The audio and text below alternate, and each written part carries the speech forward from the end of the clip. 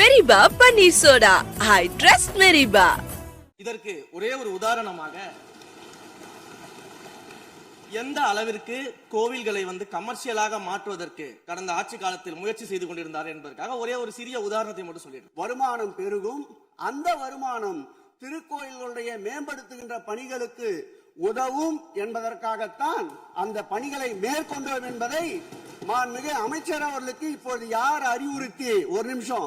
Girigas Summer Sale. Buy any AC and get free 2 nights 3 days holiday package. மாண்புமிகு அறநிலையத்துறை அமைச்சர்கள், மாண்புமிகு பேரவைத் தலைவர் அவர்களே, மாண்புமிகு தமிழ்நாடு முதல்வர் அவர்களே, அறநிலைத்துறையை பொறுத்த வரைக்கும் கோவில்களின் வருமானம் கோவில்களில் வரக்கூடிய பக்தர்களுக்காக செலவிடப்படும் என்பதை நம்முடைய ஆளுநர் உரையில் இடம்பெற்றதுதான் அதோடைய சாராம்சம்.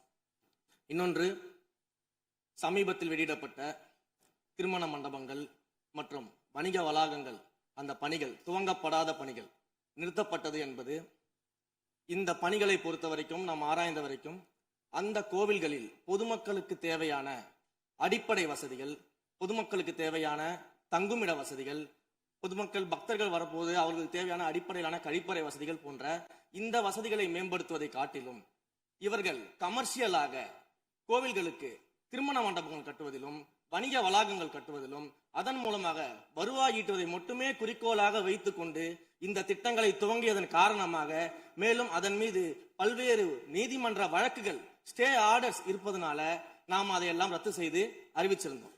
இதற்கு ஒரே ஒரு உதாரணமாக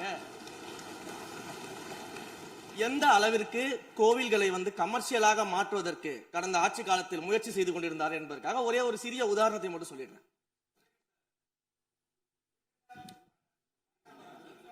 அருள்மிகு குன்னூரில் இருக்கக்கூடிய அருள்மிகு விநாயகர் திருக்கோயில், ஏறத்தாழ அந்த கோயில்கள் இருந்து கோயில் நிதியை பயன்படுத்தி 10 கோடி ரூபாய் மதிப்பில ஒரு மல்டி லெவல் கார் பார்க்கிங் வசதியை அந்த கோயிலுக்கு ஏற்படுத்துவதற்கான திட்டத்தை இந்த அரசு அனுமதித்திருக்கிறது. இதற்கு முன்னால் இருந்தக்கூடிய அமைச்சர் அவர்கள் அதை அறிவித்திருக்கிறாங்க. அந்த கோயில்ல ஒட்டுமொத்தமாக மாதத்திற்கு வரக்கூடிய பக்தர்களின் எண்ணிக்கையே 500 தான் ஆவரேஜா. அதே போல அந்த கோவில்களுக்கு அடிப்படையில கழிப்பறை வசதி கூட கிடையாது. இது மட்டும் இல்ல, குன்னூர் மற்றும் உதகையை சுற்றி இருக்கக்கூடிய அனைத்து பகுதிகளிலும் இருக்கக்கூடிய 50 கோவில்கள்ல பேசிக்கா இருக்கக்கூடிய டாய்லெட் ஃபெசிலிட்டிஸ் கூட அங்க இருக்கக்கூடிய கோயில்களுக்கு கிடையாது. அப்படிப்பட்ட இடங்கள்ல கோயில் நிதியை பயன்படுத்தி எதற்காக மல்டி லெவல் கார் பார்க்கிங் தேவைப்படுது? அப்ப இது கமர்ஷியல் திட்டங்கள் இல்லையா? கோவில் நிதியை இப்படி கமர்ஷியலாக பயன்படுத்துவதற்கு எதிராக தான் நாம இந்த திட்டங்களை எல்லாமே தடுத்து இந்த திட்டங்கள் தேவையில்லை, அதற்கு பதிலாக நம்முடைய அரசாணையிலே வெளியிட்டிருக்கிறோம். மிக தெளிவாக கடைசி வரியை படித்து பார்த்தால் எல்லாருக்கும் தெரியும். இந்த கோவில் நிதியை பயன்படுத்தி கோவிலும் பக்தர்களும் பயன்படக்கூடிய வகையில மாற்று திட்டங்களை உருவாக்கும்ன்ற வரியை நம்ம மென்ஷன் பண்ணியிருந்தோம். எந்த இடத்திலையுமே மக்கள் பயன்படக்கூடிய கல்வி நிலையங்களையோ இல்ல இது போன்ற மருத்துவ வசதிகளையோ நாம செய்து தர மாட்டோம்னு சொல்லல. இன்னும் சொல்ல போனா கடந்த 5 ஆண்டுகள்ல ஒன்றிய அரசின் நிதி உதவியோடு பழனியில பாத்தீங்கன்னா ஒரு சித்த மருத்துவமனை கட்டுவதற்கான நிதி உதவியை ஒன்றிய அரசு தருவதற்கு தயாராக இருந்தது. ஆனா கடந்த ஆட்சியில அந்த திட்டத்தை அப்படியே கிடப்புல போட்டுட்டு கேட்டா ரெக்கரிங் செலவை எங்களால ஏத்துக்க முடியாது அப்படின்னு சொல்லி கிடப்புல போட்டு வச்சிருந்த இந்த திட்டத்தை நாம இன்றைக்கு கையில் எடுத்து அதை துவங்குவதற்கான ஆய்வில் இறங்கியிருக்கிறோம். அப்ப எந்த இடத்திலையுமே மக்கள் பயன்பெறக்கூடிய திட்டங்களை நாம தடுக்கவும் இல்ல, நாம யாருக்கும் பி டீமாக இருந்து வேலை செய்ய வேண்டிய அவசியம் இல்ல. கோயில்களின் நிதியை ஒரு காலமும் கமர்ஷியலாக பயன்படுத்த வேண்டிய அவசியமும் மாண்புமிகு தமிழ்நாடு முதலமைச்சர் தலைமையிலான தமிழக வெற்றி கழகத்தின் ஆட்சிக்கு தேவையும் இல்லை. மாண்புமிகு உறுப்பினர் சேகர் பாபு, மாண்புமிகு பேரவைத் தலைவர் அவர்களே, இந்து சமய அறநிலைத்துறை கொடைகள் என்ற ஒரு சட்டம் இருக்கின்றது.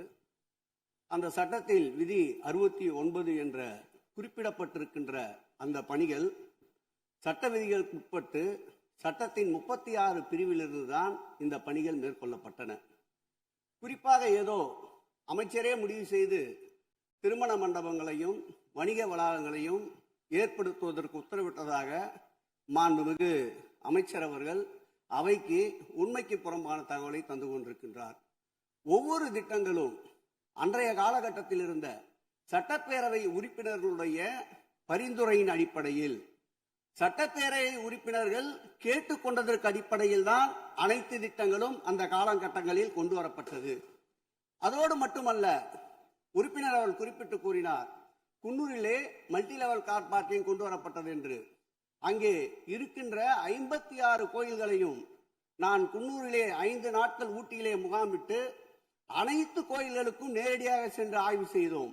அந்த ஆய்வின் அடிப்படையில் அந்த திருக்கோயில்களுக்கு வருகின்ற பக்தர்களுடைய அடிப்படை தேவைகளுக்கு வருமானத்தை உயர்த்துவதற்காக குன்னூருக்கு சுற்றுலாவிற்கு வருகின்ற மக்களுடைய வாகனங்கள் போதிய அளவிற்கு பார்க்கிங்களுக்கு இடமில்லாமல் தவிக்கின்ற சூழ்நிலையில் அங்கே மல்டி லெவல் பார்க்கிங் கொண்டு வந்தால் நகராட்சி பரிந்துரையின் அடிப்படையில் வருமானம் பெருகும்.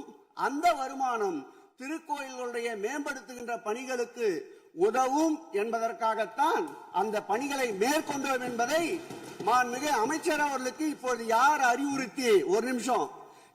அறிவுறுத்தி இந்த அரசாணையை வெளியிட்டிருக்கின்றாரோ அவர்தான் அப்பொழுது ஆணையாளராக இருந்தபோது இதே அறிவுறுத்தின் பேரில் அரசாணையை வெளியிட்டிருக்கிறார் என்பதை பேரவைத் தலைவர் வாயிலாக அமைச்சருக்கு தெரிவித்துக் கொள்கிறேன். மேலும் அவர் கூறுவதற்கு எனக்கு பாயிண்ட் ஆஃப் ஆர்டர்ல பதில் கூறுவதற்கு அனுமதிக்க வேண்டும்.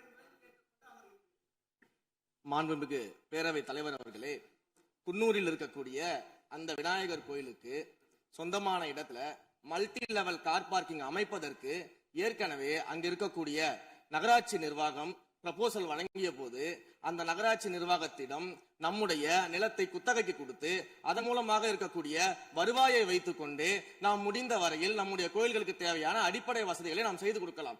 ஆனால் கோயில் நிதியவே 10 கோடி எடுத்து அங்கு மல்டி லெவல் கார் பார்க்கிங் எந்த விதமான பொதுமக்களும் பக்தர்களும் கேட்கல. பக்தர்களும் பொதுமக்களும் கேட்பதெல்லாம் கோயிலுக்கு உள்ளே சென்று மனநிறைவோடு தரிசனம் செய்துவிட்டு வெளியே வரும்பொழுது அவர்களுக்கு தேவையான அடிப்படை வசதிகளை தான் பக்தர்கள் கேட்டுக் கொண்டிருக்கிறார்கள். அதை செய்தாலே போதுமானது. மாண்பு எதிர்கட்சி தலைவர் பேசுகிறீங்க. மாண்பு போதுங்க.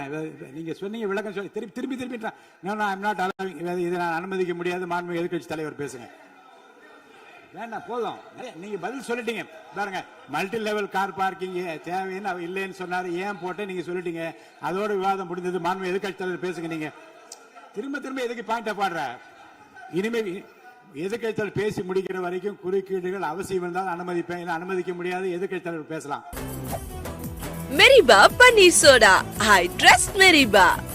Giriya's summer sale. Buy any AC and get free 2 nights 3 days holiday package.